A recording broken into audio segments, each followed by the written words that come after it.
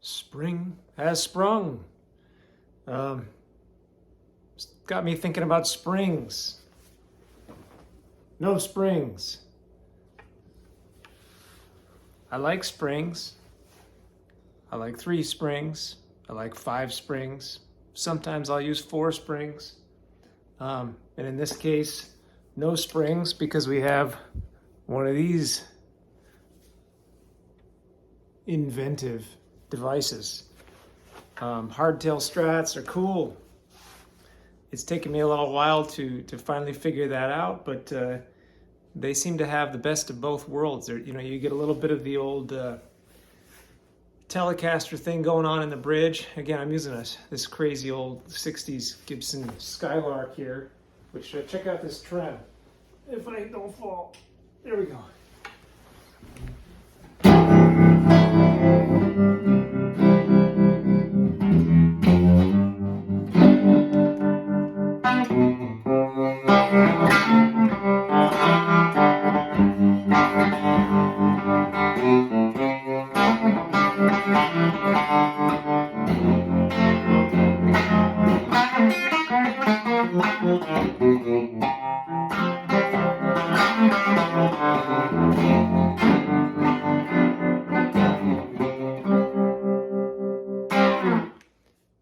It's pretty nasty, isn't it? These 60s Skylarks, they tend to have EL84s for power tubes, and there's not too much power. I forgot what this has in it for a speaker. Maybe it's an 8-inch. Maybe it's a 10. I have to double check on that. But great little amp. My in-laws got it for me. We ended up driving out to the Midwest to see them and brought it home. Had Dan Lurie at FYD Amps, who's local here, who's a mastermind of amps, builds fantastic amps. His Big Verb is incredible. But yeah, he worked this thing up, so it's working well. But great portable little amp, not too much headroom. But yeah, this whole idea about springs. I like trem springs. I don't like having a really hard trem unless it's kind of acting like a block trem. But there's something very different about a hardtail Strat and a Strat with a trem and a big heavy, steel block in there. These, there's a really positive connect. When you have your ball ends, you can see them there. They're really contacting, a lot of the body. And then if you get your plate so it's nice and flat to the body like that, the sustain is great.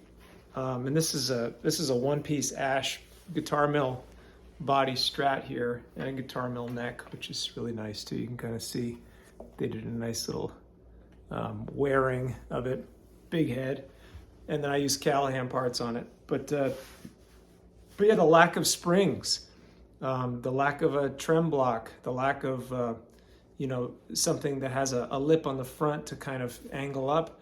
It really makes a difference with the positive connection, the way the instrument works. And like I said, I've been really getting into this hardtail thing. It's weird, when you're holding a Strat and you're going for a bar and there's nothing there, so you have to kind of retrain yourself because the feel of the body, it definitely affects the way that I attack the instrument.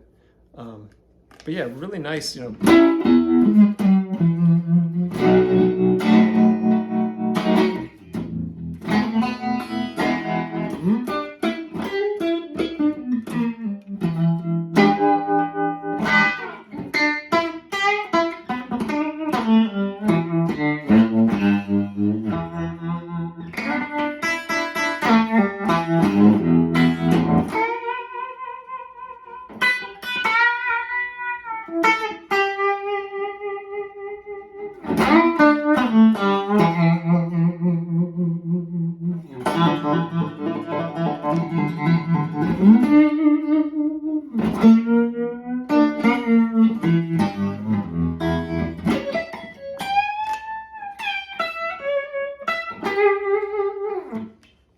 The amp is struggling here. Maybe I should turn that trem back off.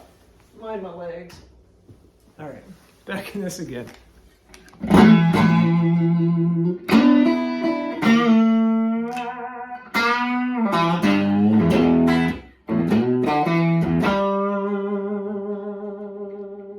yeah, you can hear there's a pretty intense amount of sustain going on, and you can get your your trem guitars to sustain nicely like that too. But there's something a little more focused about this. I think the trem, springs and the trem block and everything like that, all that, there's kind of some moving parts in there that cause some resonance. I've even heard, and scarily, I kind of agree with this, sometimes having a back plate over your springs will actually make the thing maybe not sound as, I don't know, like there's a sympathetic vibration going on that you're kind of hearing. That kind of closes it off a little bit. Another one of those Eric Johnson things, where he's kind of scrutinized down to the minutia like that. And I kind of hear it. So yeah, that's something that to kind of keep in mind here. What are you guys into? I don't know if you guys are into hardtails at all. I have this one, and I have a Fender ash hardtail. And again, the ash and the hardtail are kind of I think it's kind of an important combination. Ash has a really nice, brilliant top end, and it kind of it goes along with that, maybe that old school Telecaster thing that maybe makes that combination so good. I think all my trem strats and super strat kind of guitars they're mostly alder, and that tends to have I don't know, there's like a mid-range focus, kind of a thickness to alder that's nice, and it kind of lends itself well for having the trem going on. But yeah, it's spring, and it's nice and sunny out, so I was thinking of springs. I guess the other thing to kind of think of too is that some springs are better than other springs. Some springs have more tension.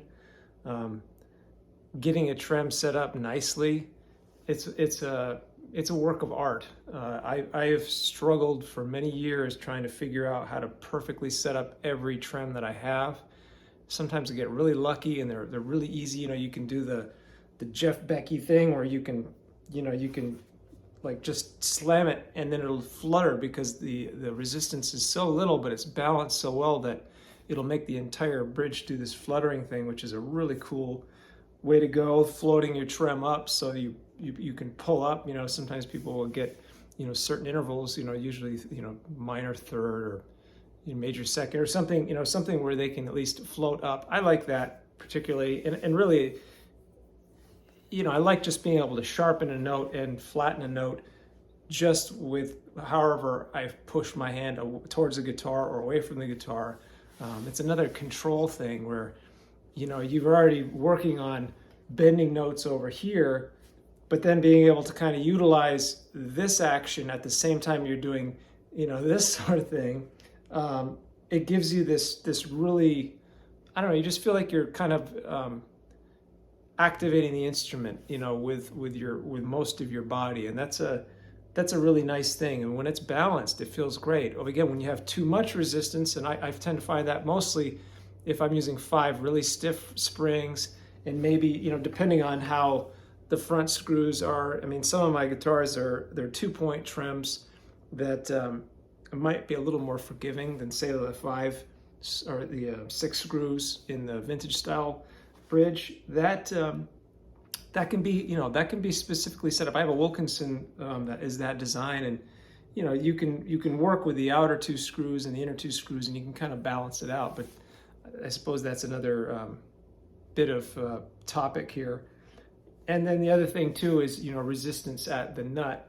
Sometimes people will put something like graphite dust, or what do they call it, nut sauce. It's like almost like a grease with, I think it has some kind of graphite in it or that sort of thing. But that makes a big difference too, when you have the ability for the strings to kind of move freely in here, and then hopefully go back after you've sharpened them or flattened the pitch of the string so intensely that they will go back to their original place.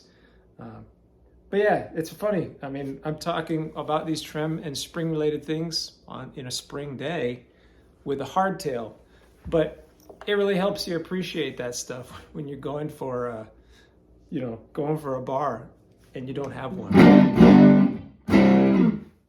See you later.